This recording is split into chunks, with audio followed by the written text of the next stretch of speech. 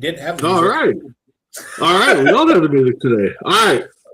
What's up, guys? It's C2C Rankem, brought to you by C2C Entertainment Network. I'm the host, Big B, followed by my co-host halfway around the world, the Primus, Tim Hendricks. How you doing, buddy?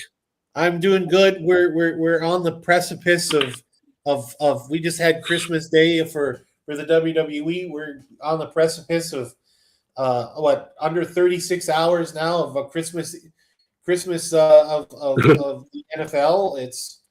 It's fun. Yep. And you know, definitely. This week has been a sports fan's dream, especially if you're a wrestling fan. Like you said, WrestleMania. You got the hockey playoffs. You got the basketball playoffs. Baseball's a month in, and now you're here. NFL draft. Last week was the women's WNBA draft, which I know some people just laugh at, but hey, whatever. But let's recap. I mean, you haven't had a chance to voice your opinion on WrestleMania, so with our show last week, and I know you're in our live for both nights. What did you think of WrestleMania? I think one night. I think day one. Night one was better than two. I know it was. It was. To me, it was a lot more. I think it was more interesting. It was more fun. Don't get me wrong. I think the ladder match was night two. Yeah. Yeah. To me, it was just fun. It was fun to watch. I was absolutely shocked. You called it that the first match of night two was going to be quick and destructive, and then basically you've got Brock Lesnar riding off into the sunset, and I watched that and I realized that it's crazy because everybody talks about OVW and the four major people that came from OVW at the same time. Three of them are now retired. Yep. At this point, with Batista and Cena and Lesnar all gone, and you've got Orton, the last man standing, and Orton with his troubles that he had was figured he was going to be one of the first people gone, and he's the last man standing, and I don't know how long that's going to happen. He's going to be here, but you're right. I mean, and somebody posted a clip or a little meme or something that the poster for WrestleMania 31, everybody's retired except for Roman Reigns. Right.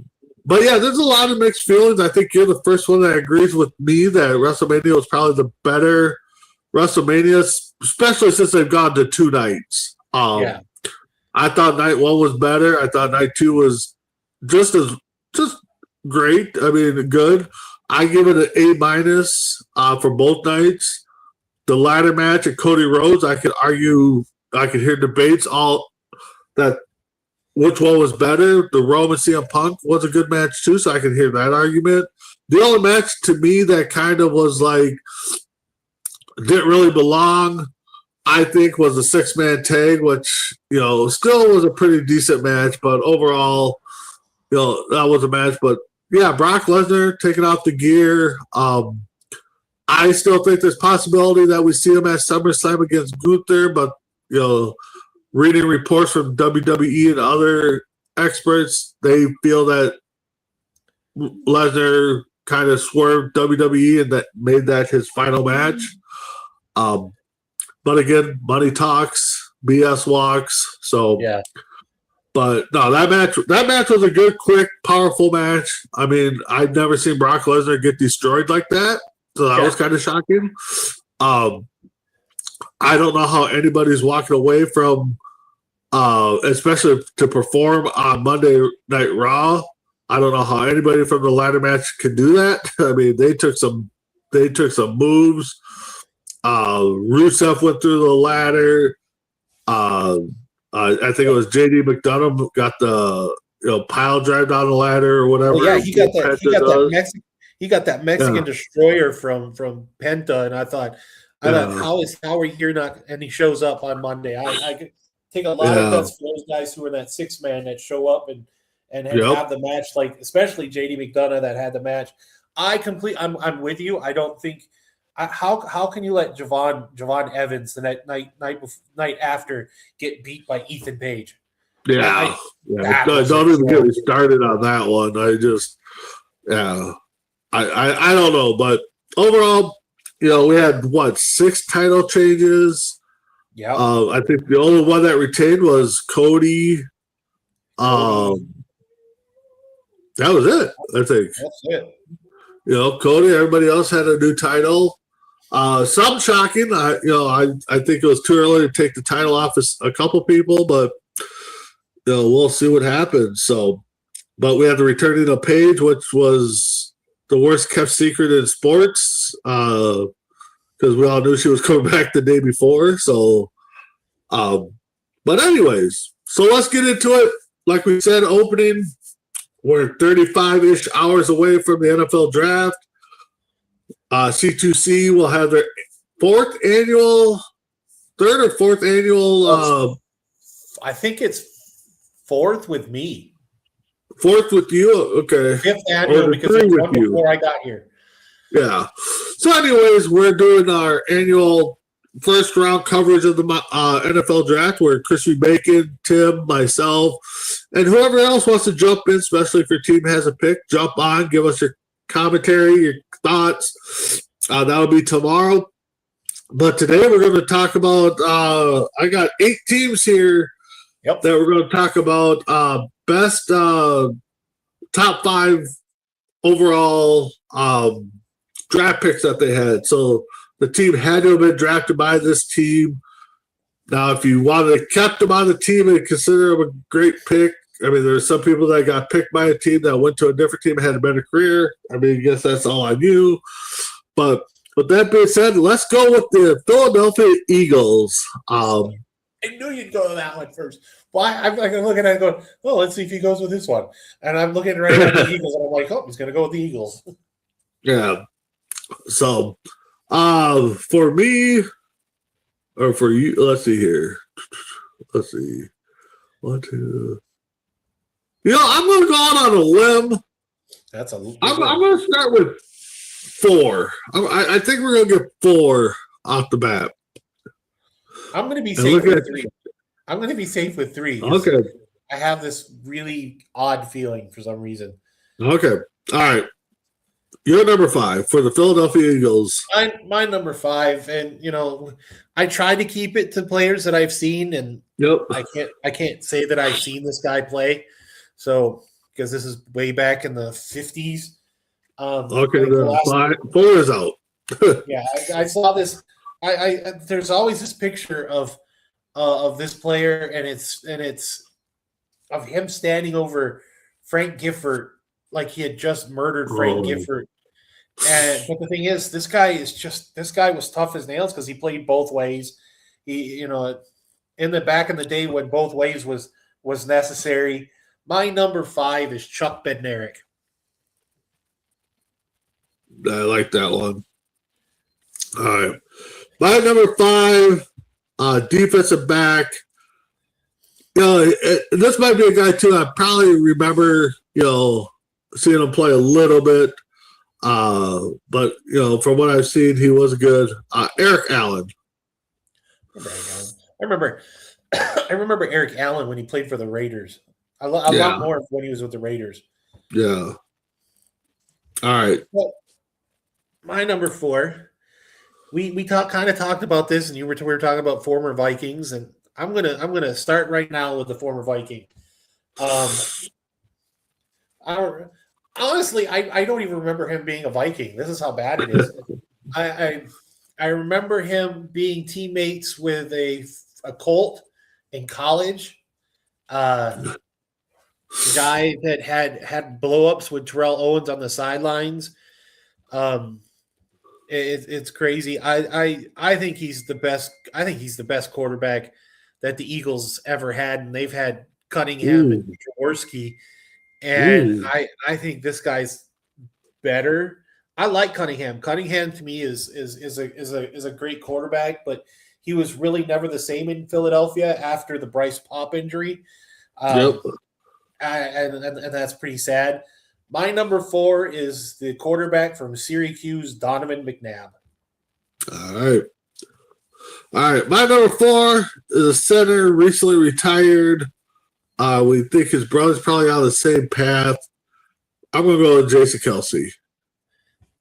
We may not have 3. My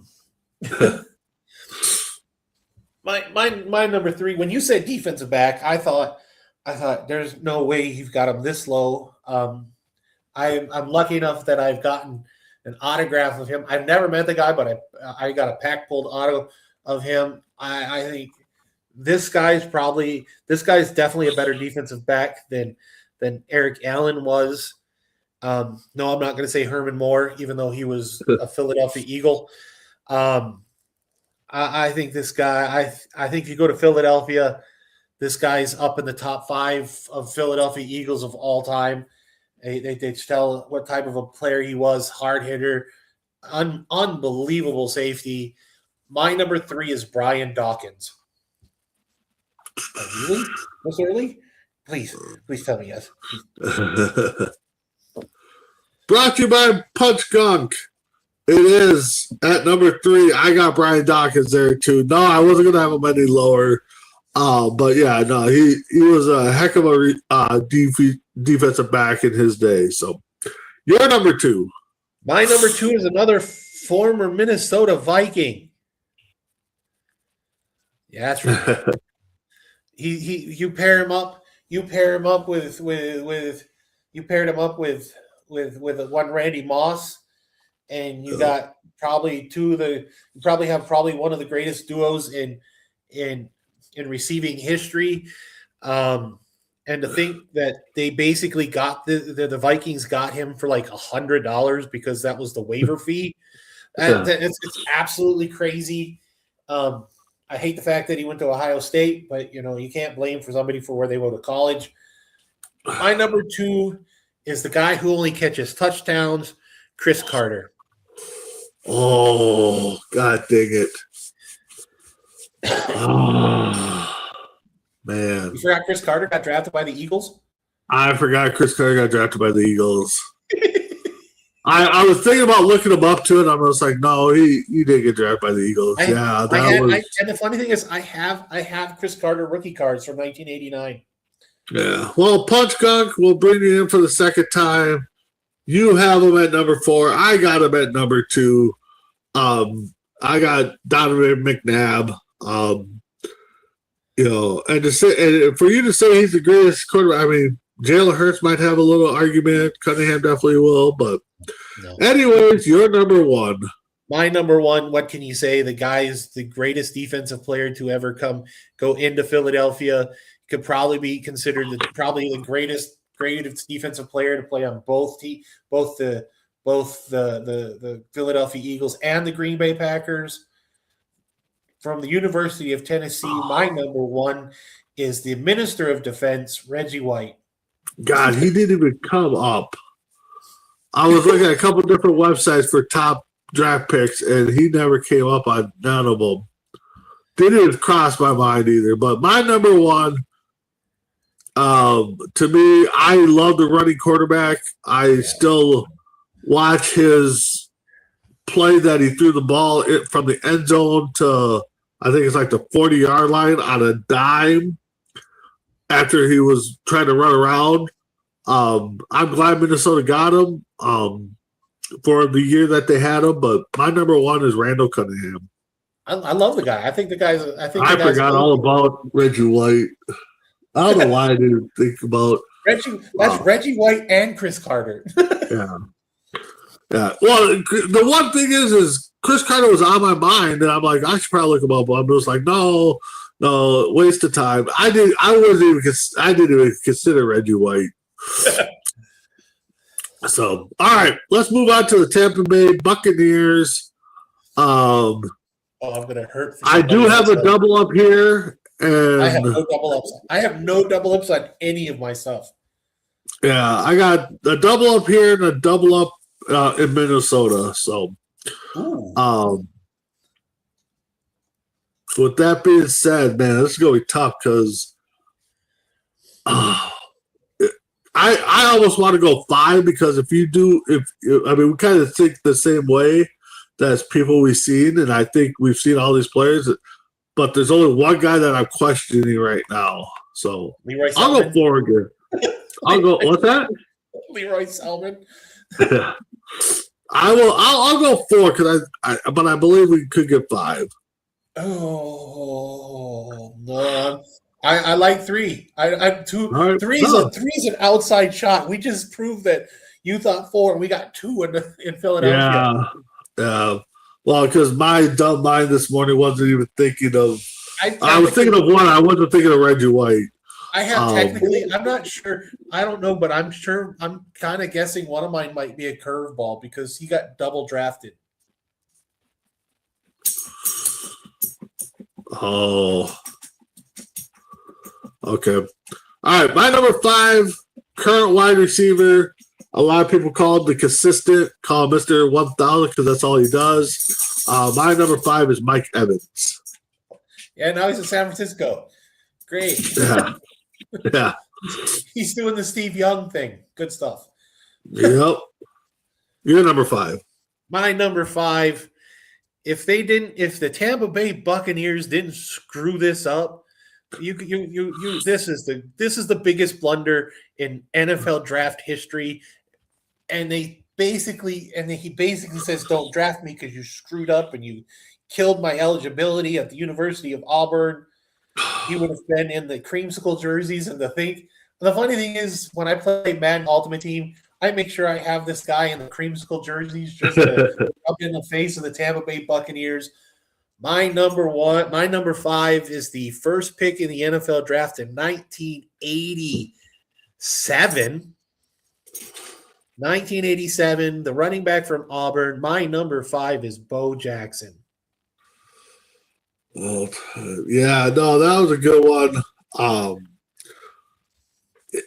don't know how you can consider him a top draft pick when he didn't play for him. Well, I got another one on another list that he never played for because he got traded on draft night. Yep, I know, and I saw that, and if it's the same one I'm thinking of, I saw the name. So, my number 4, defensive back, current GM for the 49ers, I believe, one John Lynch. You're number 4. My number 4. I'm old enough. I may have actually seen him play. My number 4. I've seen when he got inducted into the Hall of Fame, I got a chance to see a lot of his highlights, and he was just an absolute menace. I believe he's the first Hall of Famer for the Tampa Bay Buccaneers. And I kind of hinted at it when we said I'm kind of guessing if I actually saw him play. My number 4 is Leroy Selman. Okay.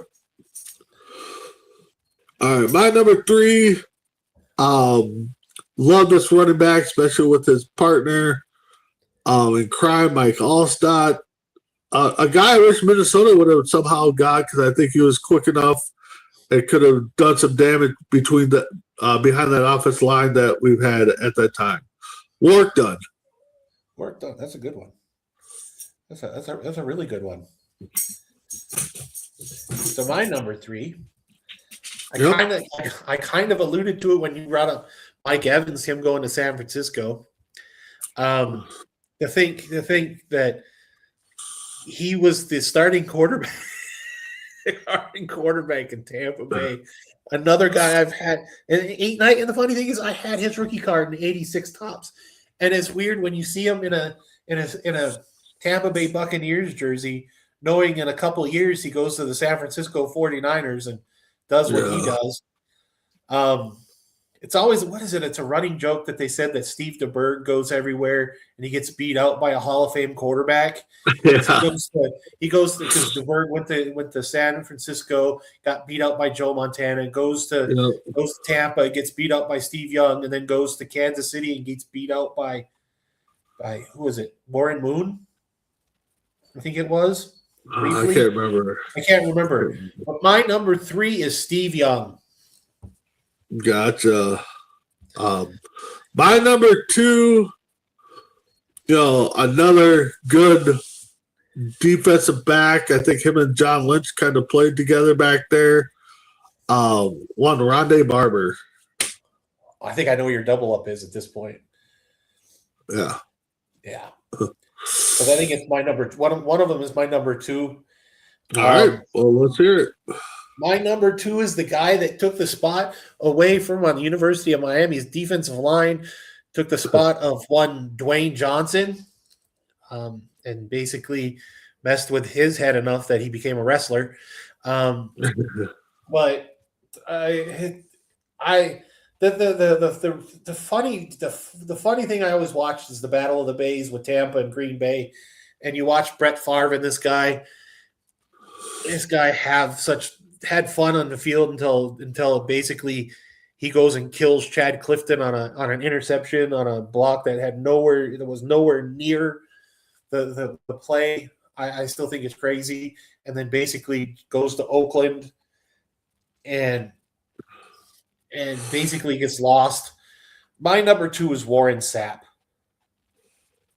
All right, my number 1, you are correct. I'll give you half a credit.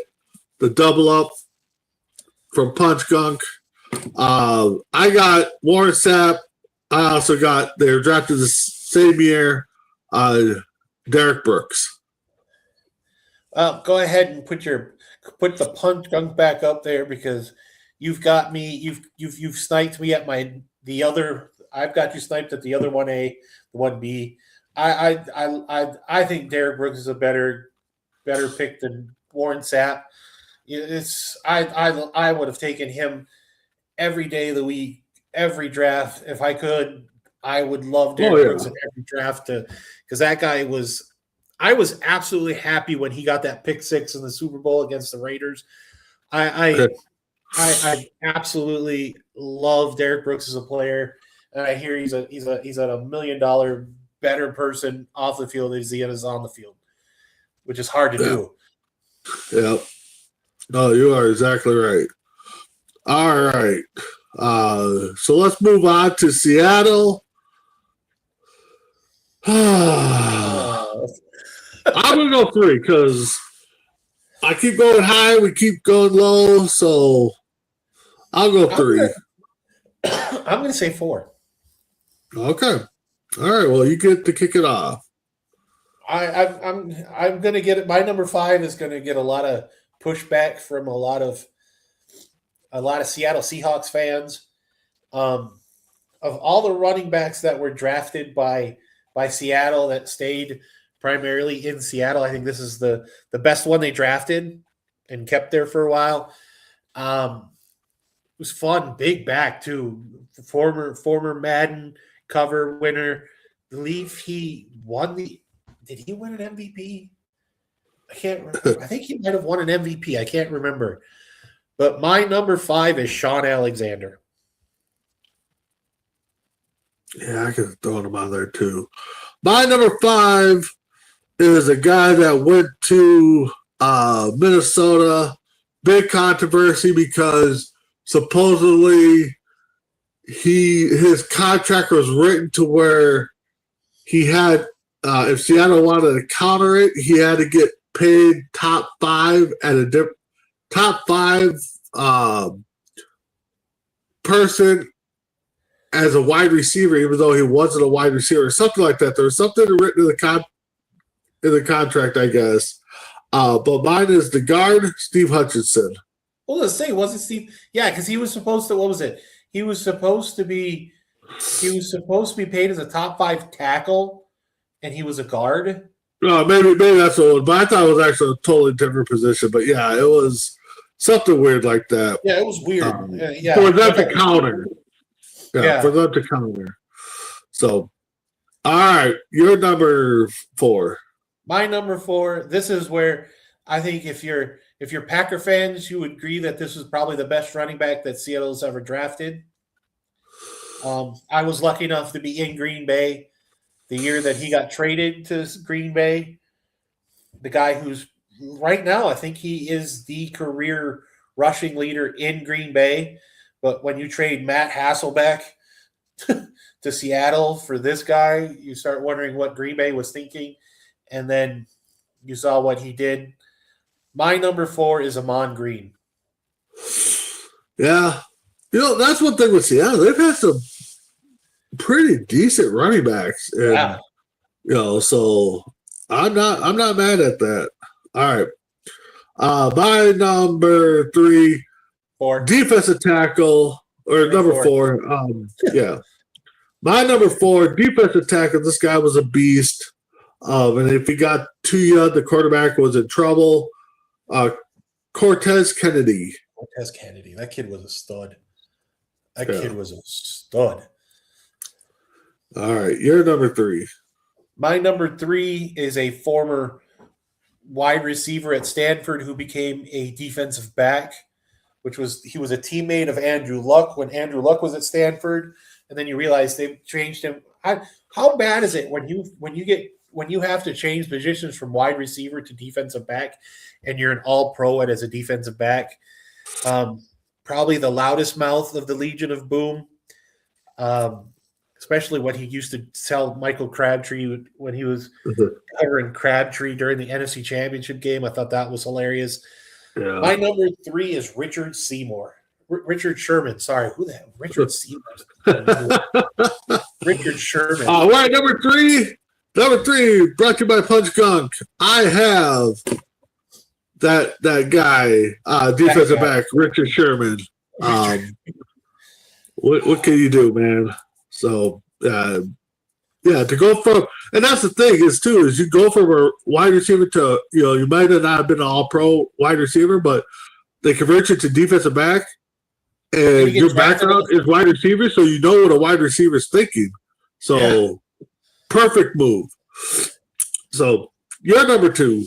My number 2, if it wasn't for this guy doesn't, the Seattle Seahawks don't win their first championship. To think that he came out of Wisconsin, my brother swears, lives and dies by this guy.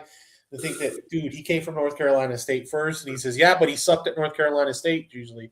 My brother's line that he usually goes through.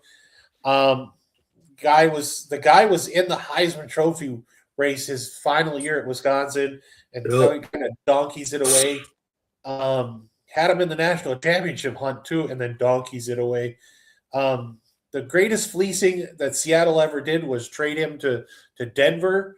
I thought that was brilliant. Denver got a lot out of it, got shafted on that deal, and then basically New York got fleeced when they picked him up as a free agent.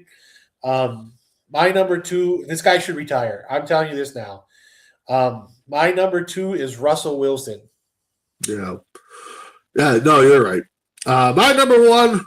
Another beast on the defensive side of things. My number 2. Because I'm looking at my number 1. My number 2, beast on the defensive side, especially after the line of scrimmage there, linebacker Bobby Wagner. You're number 1. Kind of hoping you got the same number 1 I got. No. My number 1 is the senator from the great state of Oklahoma, considered probably the greatest white wide receiver to ever play the NFL. Had so many records till Jerry Rice decided to take them all and steal them and decided to put them on a pedestal that nobody's gonna touch. I think if it weren't for my number 1 wide receiver, I don't think Dave Craig has a career ever. Him and Jim Zorn don't have a career. I loved watching him play, and it's crazy when you watch all the wide receivers that play now. Look at highlights of him. They can't believe it. Specifically because I think he's white. My number 1 is Steve Largent. The thing is I don't recall ever watching him play. I mean, but the thing is he always slips my mind when you talk about stuff like that. So, but my number 1, your number 3 from Punch Gunk. You sniped me. I got Russell Wilson there. I got Russell Wilson at 2. I got Russell Wilson. Or you have him at 2, yeah, you had him at 2. So, all right, so we had 2 there. All right, let's go to the fun Jets. This one is going to be fun. Oh God. 2. Honestly, I'm about ready just to go 1. 2. I'm going to say 2 just to be safe. Yeah, I'll go 2. But it'll be pretty interesting. So, all right, I get to kick it off here. Defensive back, Herb Adderley. Adde. Yeah. Adderley was a Jet before he was a Packer? Adderley. Yeah. Yeah. Herb Adderley was a Packer or a Jet before he was a Packer. Holy hell. Yep. Didn't know that. All right. You're number 5. My number 5, I had like a half dozen 1973 tops with him as a Jet. So I kind of know that he was a Jet and he was drafted by the Jets. And it's funny because everybody else remembers him not with the Jets. They always remember him running behind the Hogs in the Washington Redskins. The 73 card looks awesome. It looks funny because he's wearing a New York Jets puffball hat in the wintertime. And it's hilarious. My number 5 is John Riggins. Oh, I did see him on there. It's a name I just don't recall him being a Jet. The thing is, he was like Jet until like 1980, I think it was. Yeah. When he got traded to the Redskins. Yeah. My number 4, a guy I know I didn't see play, or don't recall. At least I didn't write down his draft number, but I got Demarius Davis, linebacker. I don't remember. Yeah. Jets were a hard one to find good names that pop out at you. So, you're number 4. My number 4, probably the greatest center that got drafted by the Jets. Lost them last year. It was tough because you watch what they went through such a rough year last year, and then to lose this center that was such the heart and soul of that offensive line for so long. It was heartbreaking. I know kind of a guy who was off the field as he was on the field. My number 4 was Nick Mangold. Well, my number 3, we'll put the quarterback on there. I know, but what can you say? He got the call right. Lucky for him, or else we probably just don't see him. But what Joe Namath. And the Colts win Super Bowl 3. Yeah. All right, you're number 3. My number 3, the guy basically Michael Strahan was chasing for so long, and then Myles Garrett, who I don't know who broke any records anymore these days. Probably one of the 2 anchor men of the New York Sack Exchange. The guy looked like he should have been a professional wrestler. You look at him, he looked like the eagle. He looked like the ugly stepbrother of Mark Marrow. But the guy freaked me out. And it wasn't Joe Klecko that freaked me out. That's the other anchor. My number 3 is Mark Gastineau. Yeah, I saw that one too. My number 2, defensive end, beast of a guy, John Abraham. Well, that's right. He did play for the Jets, didn't he? I forgot that he got drafted by the Jets. That tells you anything. You're number 2. My number 2, well, punch gunk. It's not C2C unless you're sniping. As much as I think this is probably the most overrated quarterback that has ever won a Super Bowl, Oh If he yeah. hadn't opened his mouth saying, "I guarantee we wouldn't be talking about him." And him wearing his pantyhose after that stupid Super Bowl. I have him at number 2. You have him at number 3. Joe Montana. I know. I said Joe Montana, didn't you? I said Joe Namath. Let's just say the Jets wish they had drafted Joe Montana. Yeah. Okay. My number 1. When you get a section of the field named after you, and everybody's trying to not throw to you, you got to be on the list. Defensive back, the captain of the island, Darrelle Revis. Well, punch gunk. It's not C2C unless you're sniping. My number 1 is your number 1, Darrelle Revis. When you have an island, you're the only person on that island. I'm actually surprised you put Namath on there. I didn't think you would. I would. You got to win it. If you're the first one to do it, yeah, it makes me sick. Believe me, it does. Yeah. Oh, believe me, there's another person on one of these lists that makes me even more sick than Joe Namath. All right, let's go to the Cincinnati Bengals. This one, you might as well have kicked me in the face for this one. This one sucked. Yeah, I mean, this one I actually looked up a few people because I'm like, really, you don't have a lot as a top draft pick? I believe I have. I think I have one current player. I think there's only one current player in all my rosters. I think this one has it. Oh no, I got a few current players. So, all right. 3. I'll say 3. Oh, well, we'll hit the current player. Do we hit anybody else? We'll hit that one. 3. All right, I'll go 2. I'll go 2. You're gonna go 3. Okay. Well, you kick it off.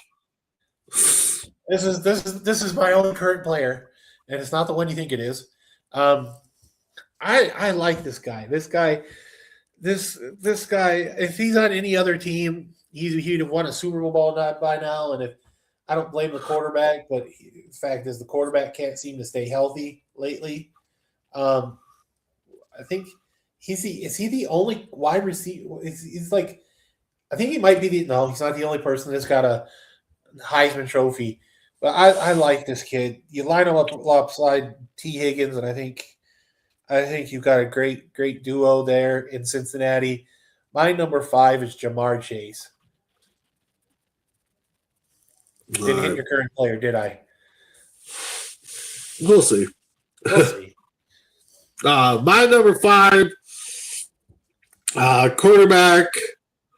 I think after he played here, I think he had a little bit of a traveling, got some miles on, going to different teams. My number 5 is Carson Palmer. Oh, I'm going to say it's the other one.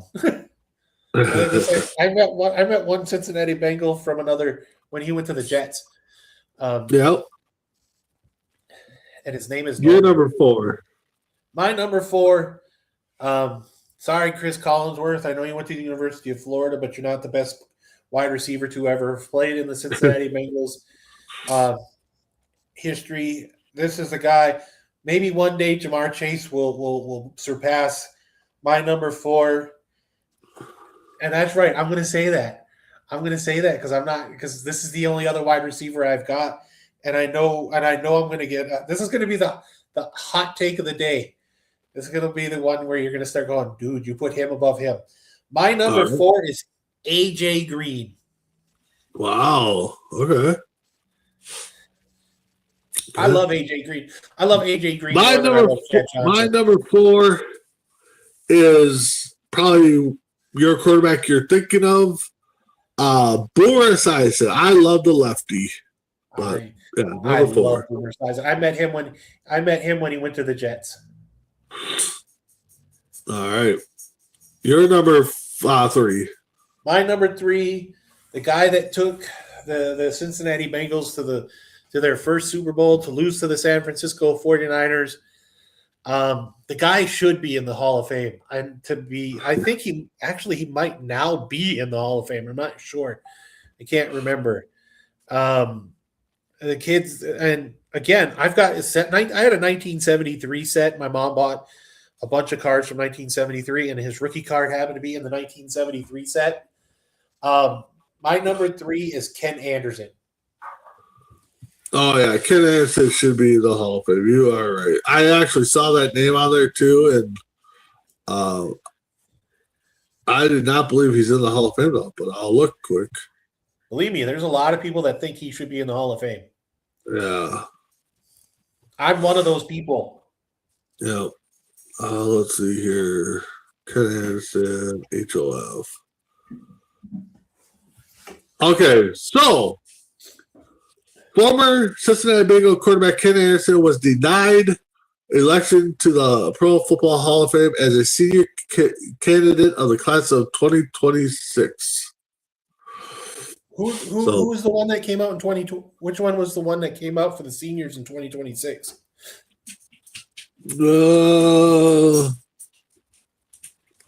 it was Sterling Sharp last year, not this year. Yeah, there's another guy too. Hall of Fame, football. He's in the Hall of Fame. Sterling's in the Hall of Fame. He went in 2025. Yeah. 2026. I'm trying to think of who was. Let's see. Do they show? Let me see. Go ahead and take yours. I'll see if I can. All right. So number 3, my current quarterback that's been talked about going everywhere, even retirement home, Joe Burrow. Yeah, that's not the current player I had. Oh, you already said your current player. That's right. Roger Craig was the that's senior. right. He definitely deserved to be in. Yeah, I don't argue that one at all. You're number 2. Well, punch gunk. It's not C2C unless you're sniping. My number 2, I believe, is at your number 4. Yep. 3. 4. Boomer Esiason. All right. Well, let's get punch gunk up there one more time. Yeah, I think if Burrow goes, Jamar Chase will be quickly behind him. My number 2 is Jamar Chase. I'm guessing, and hopefully I'm guessing right. My number 1. All right. Well, I hope you guess your number 1 right. You wrote it down. I know. I wrote it down, right? That's why we do these shows, so I can write things down. My number 1, probably the greatest offensive tackle in NFL history, happened to be drafted by the Cincinnati Bengals. I think this guy is the prototypical offensive tackle. I can spit it out. Good thing I don't have to go on here and cut promos because I'd be screwed. My number 1 is Anthony Munoz. Well, number 1, yeah. You're considered the best offensive tackle, offensive lineman. You know, you played so many years. You know, they still make a card of his every once in a while. So, yeah, Anthony Munoz. All right, so we got the 3. All right, so let's move into the Kansas City Chiefs. Jackson's not home, is he? What's that? Jackson's not home, is he? No, okay. He's at school. So I'm going to say, since you kind of hinted that you don't have a current player on this one, or yes, I do. I forgot about this current player. Okay. All right. I'm going to go 3 because I have a couple current players. So 1, 2, 3, maybe 3. All right. So I know I said I try to put the people on there that play for the team the most. And the thing is I'm just going to look up his stats because I believe he got drafted by Kansas City, but I think we know him for playing on a different team. Wait, really? So wait a minute here. Go ahead. I'll tell you where he played. You just name the guy. I'll tell you where he played. Everywhere he played. Oh, okay. So, wow. Wait a minute. How the heck did this happen? Oh, okay. I see. Okay. All right. Well, in the AFL, he got drafted by the Kansas City Chiefs, and that's who I have him with. Okay, in the NFL draft, he got drafted by the Dallas Cowboys in 1964. I got quarterback Roger Staubach. Ooh. Ooh. I didn't know that.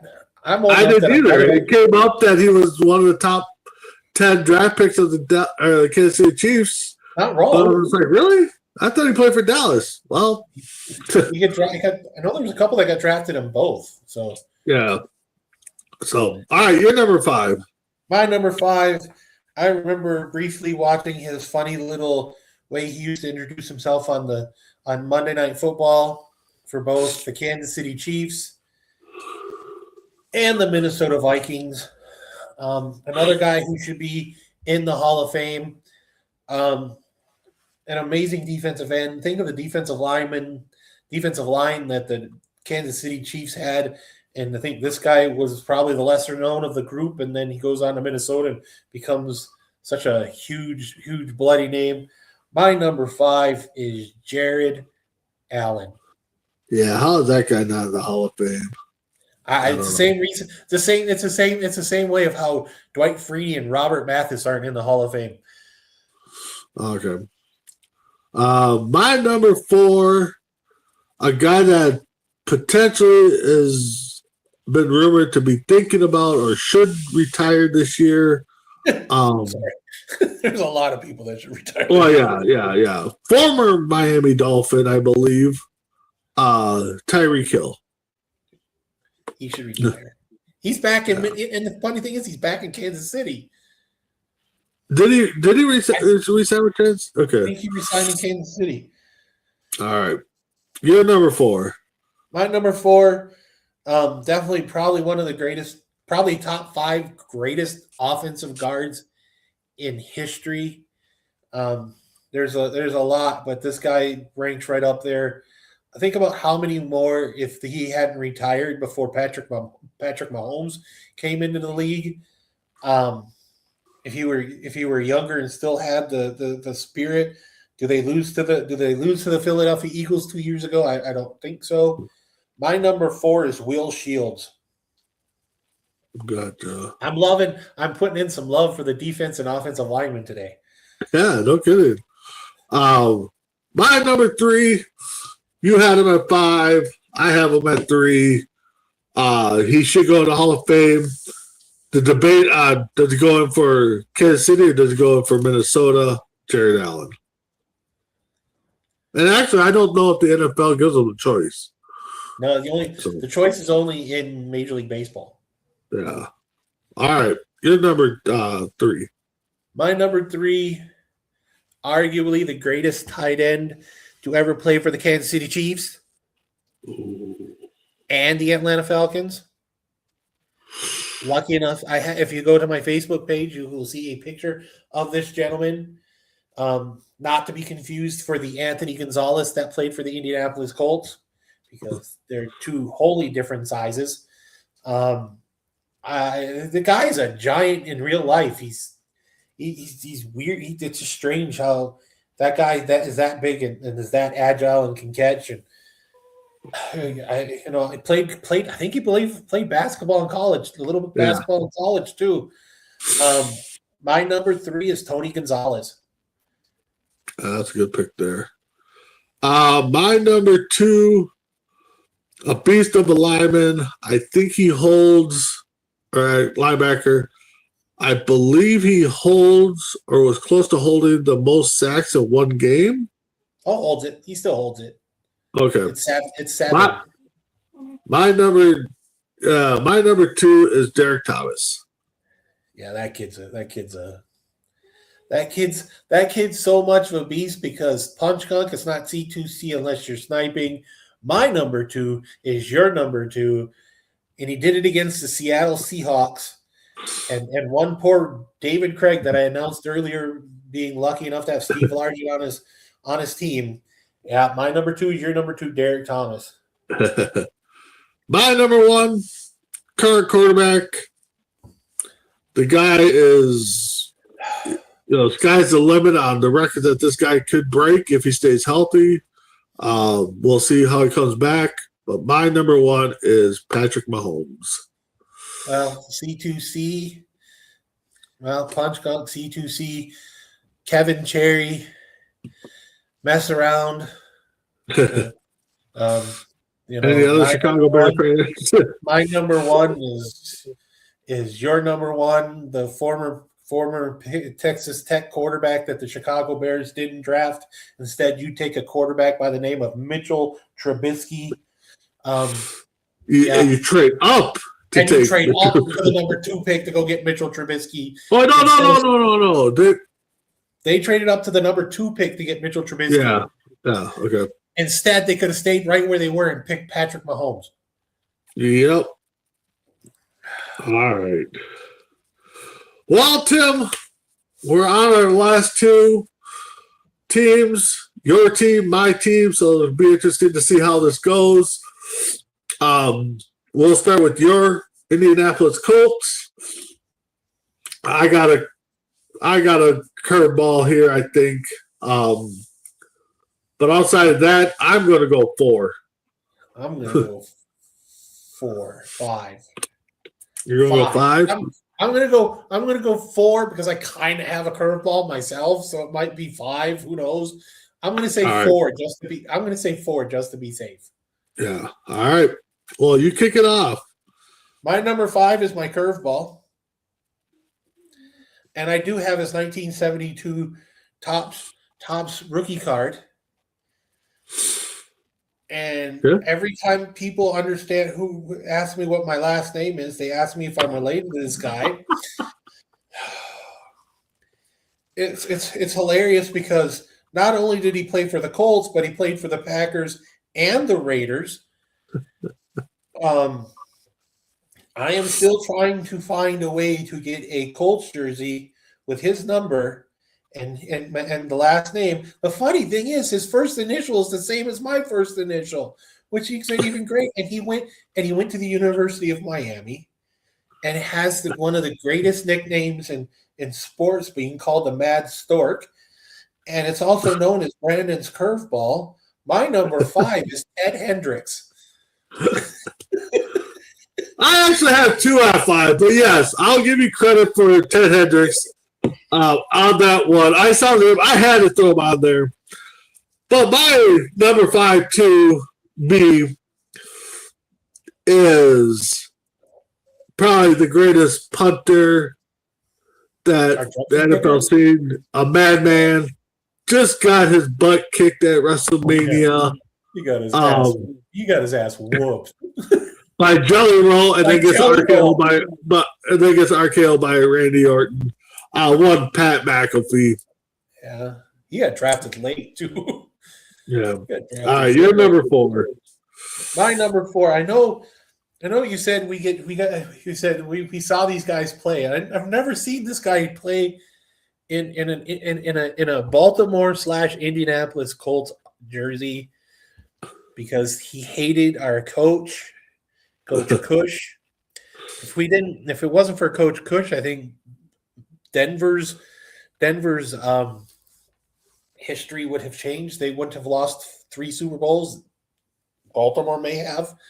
The guy who didn't want to play in Baltimore or Indy or wherever we were going to go to Indy that year anyway, so it doesn't really make a difference. The guy that I can't stand even more than Joe Namath. My number 4 is John Elway. I did not put him on the list. I saw him there, and I agree. It was probably the best draft pick, or top. But you're not the only other guy that I know that does not like John Elway. The guy I rip with, his name is Tweeds.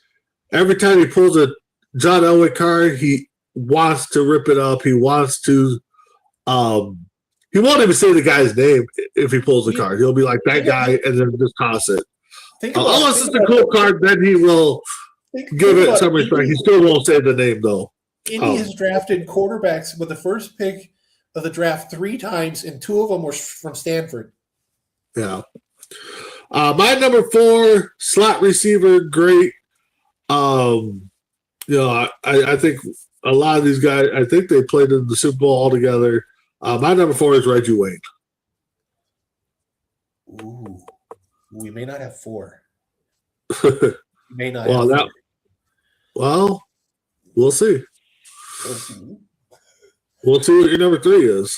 My number 3 is a wide receiver. Okay. Played as a teammate at college. Played with a former Minnesota Viking quarterback. I kind of said it back during the Philadelphia Eagle one. The guy who for some reason is never in the conversation as the top 5 wide receivers conversation, but that's okay. He's a nice little hidden in the rough guy, but probably runs the most perfect routes in NFL history. From Syracuse, only played for the Colts. I was lucky enough to be in Cleveland the day he broke the single season receiving record for receptions. Played alongside Reggie Wayne, mind you, and has won a Super Bowl in Indy with Reggie Wayne. My number 3 is Starvin' Marvin himself, Marvin Harrison. Yeah, now wish his boy could get off his ass and play some football. Yeah. My number 3, running back. I think he probably had a better career going to the Rams, but he definitely was a force to be reckoned with the Colts. Colts, again, outside of receivers, they've also drafted some pretty decent running backs over the time. I got Marshall Faulk. Well, Punch Gunk, it's not C2C unless you're sniping. This was the pick that they picked. This was, I'm going to say it's Marshall. I got Marshall Faulk at number 2. This is the pick that basically said where Mel Kiper said they should have picked Trent Dilfer instead of picking Marshall Faulk. And he said that this is the one, if he's not the greatest quarter. This is why the Colts are always picking in the top 5 every bloody blah blah blah blah blah year. Yeah, my number 2 is Marshall Faulk, and Mel Kiper can stick it up his ass. All right, my number 3. 2. My number 2 is your number 3. 4, 3. Wide receiver Marvin Harrison. Huh. Your number 1. Kind of curious who our number 1 is. I don't know. Maybe it's a former Colt that went to play for Denver. Yeah, possibly. And possibly. Shocking. His son's coming out this year. No, he's not. He comes out next year. He's not coming out this year. Next year.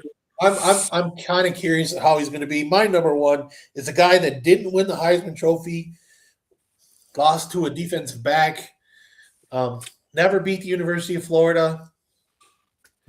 Always awesome to know that. It's always think it was a running joke that T. Martin won a national championship the year after he gets drafted by the Colts. If you were in my house draft day and they told me that, and I was the guy that wanted Ryan Leaf, this guy right here, I wanted Ryan Leaf because I think the Colts are going to make a stupid mistake in drafting that guy from the minute. This is where my Florida Gator got to me. You're going to give me a Tennessee Volunteer. I'm going to have to denounce my fandom citizenship for the Indianapolis Colts. Boy, was I wrong. Yeah, my number 1 is Peyton Manning. Yeah. What can you say? Punch Gunk at number 1, Peyton Manning. Peyton Manning. Yeah. So I love those. All right. So let's get into. So we did get your 4. Told you. Even got the curveball. Got the curveball. That's probably the first time we've hit the curveball. I think it was a kind of obvious curveball. Obvious curveball because I was putting Ted Hendricks on there, knowing full well that I know Ted Hendricks was drafted by the Colts. I'm going, I got to put him on here somehow. All right. So let's get into the Minnesota Vikings. I do have a double up here because I got two double ups because it was just hard. Yeah, I agree with you there. Yeah, they've actually, you look, they've had some pretty good draft picks. They've whiffed out a lot of picks. So again, there's a possibility at 5 here. There is a possibility of a fiver. The good old C2C. I mean, over the years, and I think towards the end of the career, I mean, have seen these guys play, but most of them are people that I've seen play. So, all right. So, you know what? With my double ups, I have a feeling we're going to go 5.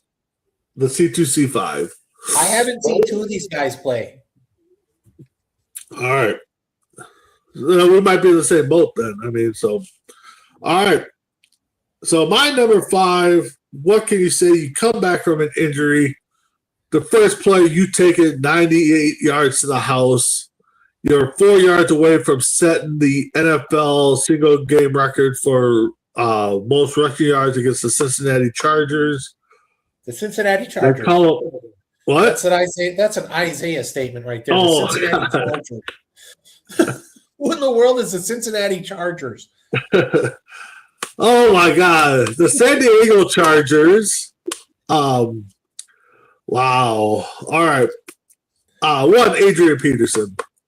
Wow, you have him that low. That's weird. Yeah. Your number 5. My number 5, you made a statement earlier in this fine show about you loving the running quarterback. And I'm like, yeah, there's probably a better running quarter. There probably wasn't a better running quarterback in Minnesota. And no, I'm not talking about Tommy Kramer. Because I think that guy had cement for shoes. I tried to watch that guy try to run, and it seemed like he was stuck in place. Probably the best running quarterback outside of Randall Cunningham that the Minnesota Vikings have ever had. And wasn't he on like a TV show like early in the 80s? Like That's Incredible or something? I don't know. My number 5 is Fran Tarkenton. Oh, you went Tarkenton. Oh, 5 is not going to happen. 5 is gone. I actually thought you would call. I thought you would Culpepper. Culpepper's not bad. Yeah. I like Culpepper. My number 4 is my first double up on the defensive side. Defensive end, a mean machine. Chris Dolman. My 4B defensive tackle, half of the Williams wall that got elected into the Pro Bowl Hall of Fame, Kevin Williams. Oh my God! Yeah, we're definitely not getting 5 or 4. All right, your number 4. My number 4. Who would you think is your best offensive tackle? God, I mean, man, you got Burke, you got Stussy, you got Randall McDaniel, Burke was a center, wasn't he? Yeah, I mean, I guess who's that one that you had after Stussy? What was his name? More number, I want to say 63. I can't think of his name. Right. Okay, cool. My number 4 is Randall McDaniel. Oh, he was with Stussy. Yeah, he's with Stussy, but I'm saying, what was the one after? You were naming people off, and it was the one after. You said Randall McDaniel. Yeah, Randall McDaniel, Stussy. Brian McKinney, yeah. I like McKinney, but yeah, I got Randall McDaniel. Okay. My number 3, you just throw the ball to him, and he'll catch it. Ask the Dallas Cowboys. Ask the Green Bay Packers. Number 84, Randy Moss. I'm starting to wonder who you got in the top 2 at this point. Oh, man. You're number 3. My number 3, I can't remember if he ended up becoming a member of the Supreme Court. Yeah. Yep. Okay. We're good then.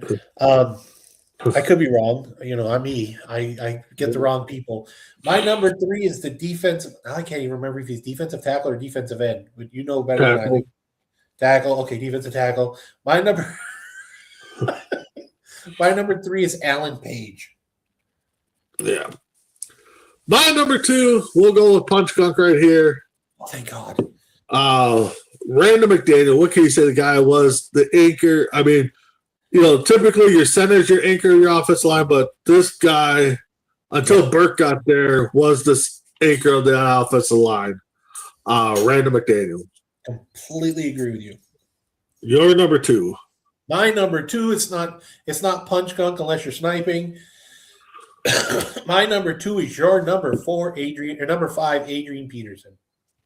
All right. My number 1, you sniped one of them. The other one, again, you get a line named after you. The Viking Movie Company, Purple People Eaters. You got to be on there, no matter if you see the team play or not. My double up is 1, Alan Page, that you get credit for. The other one is Carl Eller, defensive end. I thought you were. Who else am I thinking of was on that? Jim Marshall. That's what I was saying. Yeah, but I don't. So, anyways, your number 1. My number 1 is not. It's not Punch Gunk unless you're sniping. My number 1 is your number 3, Randy Moss. Yeah. And the thing is, I mean, he could be number 1 definitely, because every team that especially the Packers, the Bears, the Lions, they started drafting defensive backs just to beat them, and they couldn't. Well, and the funny thing is, have you been listening to this? I've been watching a lot of stuff. Like, biggest trades that never happened was the fact is that Oakland almost traded him to Green Bay for Aaron Rodgers. Oh, really? I didn't hear that one. Yeah, it was almost an even trade because Brett Favre wanted Randy Moss, and if it was like a day later, it was like if they had agreed to it earlier, he would have never gone to New England. He would have gone to Green Bay. Well, and the thing is, too, go back to, I think it's the Wolves. They said that they wouldn't have bought the Vikings if Red McCombs was going to trade Randy Moss. So, right, exactly. Yeah. So, all right. So let's get into our final topic here, the Blind Five. Again, for those that haven't seen the show or come in,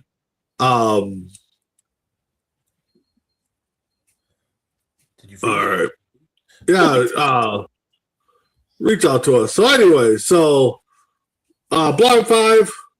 If you haven't seen it, we pick a topic. We don't tell the other one till now. We got 5 people, places, things, whatever, topics, I guess, to rank. So I will start because I think, Tim, you started last week. Mine, again, we could probably have some input on this because we got family members that like this team and it is football related. I got the top 5 Green Bay Packer draft picks outside of the first round. So, sorry, didn't mean to. All right. So these guys were not drafted in the first round, but drafted by the Green Bay Packers. We will start off I was going to say my number. All right. We will start off with current Minnesota Viking running back, Aaron Jones. What is he, third or fourth round? He was 182nd pick. Fourth or fifth round? Fourth? Fifth? Golly, it was a good back. But the thing is, the Green Bay was good at drafting running backs at that period of time. Mm-hmm. I think I'm going to say 3. All right. You got 3. Devontae Adams, drafted number 53rd. 2. Okay. He went by, and I'm going to give him his nickname because I can't pronounce his real name. KGB. He was drafted 149th linebacker or defensive end. And the thing is, that was the year that they drafted Jamal Reynolds, and Reynolds was supposed to be the superstar, and then Kabir Bajabiamila was supposed to. All of a sudden, he took the spot. Yep. God, I want to say 4, but I have this really gut feeling I probably should have said 1 because that kid was a stud when he came in. What do you say? 4. I regret that one. Jordy Nelson, 36th overall. 1. That kid. I'm going to regret that one. I already know it because Sterling Sharp is on that list too. Because Sterling Sharp wasn't drafted in the first round. I did not put Sterling Sharp on here. I'm going to say he was drafted in like the supplemental. He was drafted like 4 seasons. All right, so your number 5, my number 5. Oh, he was drafted 42nd overall, 52nd overall. Wide receiver Greg Jennings. God, I had autographs of both of those guys. Yeah, that's not bad. Yeah. I had Adams 1, Jones 2, KGB 3, Nelson 4, and then Jennings 5. Yeah, Jordy had put up such huge numbers for. And the thing, I was going to say, but I would try to remember if Greg Jennings played at Western or if he played at Western Michigan, I think. Okay. And I think he played alongside Antonio Brown for like a year. Okay. All right. What is your list for me? We kind of talked about it a little bit in backstage, a little bit, especially, I kind of have a clue where you're going to go now. Okay. What should the Raiders do at number 1? Okay. We're going to start with, do they pick Jeremiah Love? Okay, so well, no, because he's a running back. They got Jetty, so I'll go 5 with that one. Okay. Pick Caleb Downs. I know, right?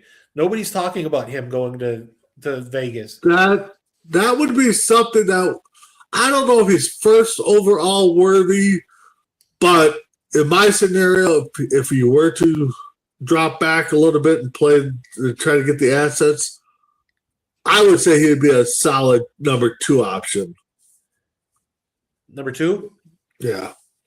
Okay. Trade back. Number 1. Okay. We have 1, 2, and I don't know what your other one was. Pick 5. Fernando 1, 2, and 5. Okay. Pick Fernando Mendoza. 4. And your number 3, which was my number 4, was pick Arvell Reese, the linebacker out of Ohio State. Yeah. Again, both of those defensive players I don't think are number 1 worthy, but if you could drop back, you draft them. Yeah. Of course, we all know that Mendoza will be number 1 to them unless they're watching the show. They're like, hey, Brandon's got a great effing idea. Let's move back. And if that happens, I would take it. If they trade out of the first pick, I'm taking 100% credit that they called me.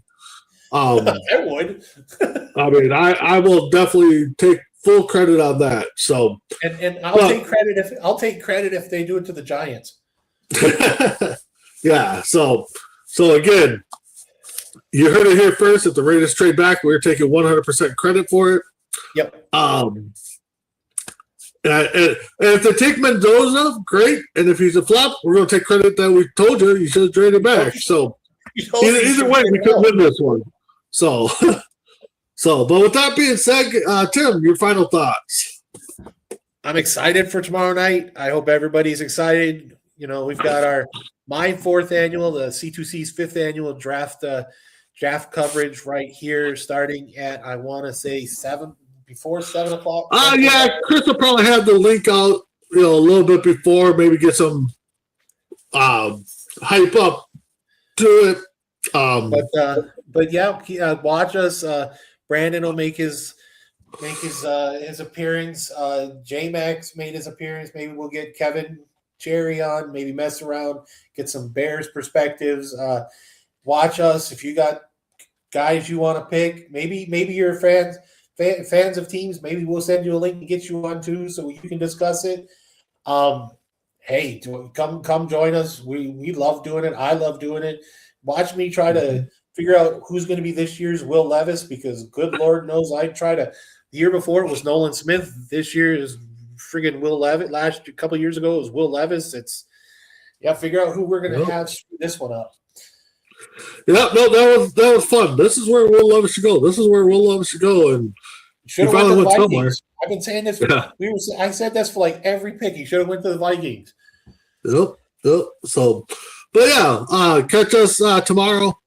Catch us between the ropes, either Sunday or Monday. Seems like it's been a Monday type of thing, but it was Tuesday yesterday.